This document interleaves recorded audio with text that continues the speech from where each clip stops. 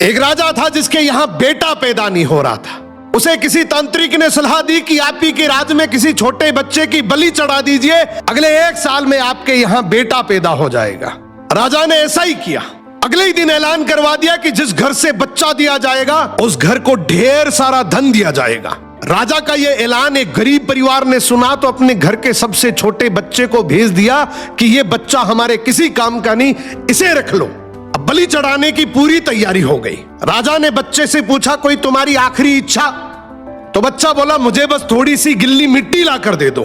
मिट्टी लाई गई तो उस बच्चे ने उस मिट्टी से छोटे छोटे 4 मकान बनाए और उसके बाद एक एक करके 3 मकानों को लात मारकर गिरा दिया, एक को रहने दिया और उसके सामने हाथ जोड़कर दुआ की और राजा को बोला, अब मेरी बलि चढ़ा दो। यह देखकर राजा को बड़ा अजीब लगा। वो डर सा गया कि शायद बच्चे ने कोई तंत्र विद्या की हो। उसने बच्चे से पूछा, तूने ये क्या किया था?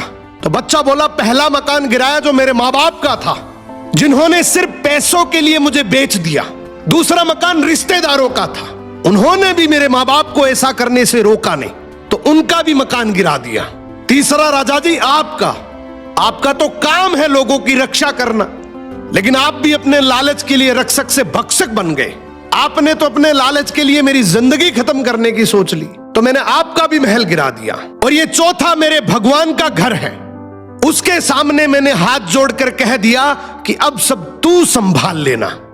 राजा ने बच्चे की बात सुनी तो आंखों में आंसू आ गए और गहराई से सोचा कि किसी हंसती खेलती जिंदगी को खत्म करके मुझे बेटा मिल भी गया तो मेरे किस काम का, क्योंकि मेरे राज में न्याय की भूल हो सकती है लेकिन उस ऊपर वाले की डायरी में गलती की कोई गुंजाइश नहीं है।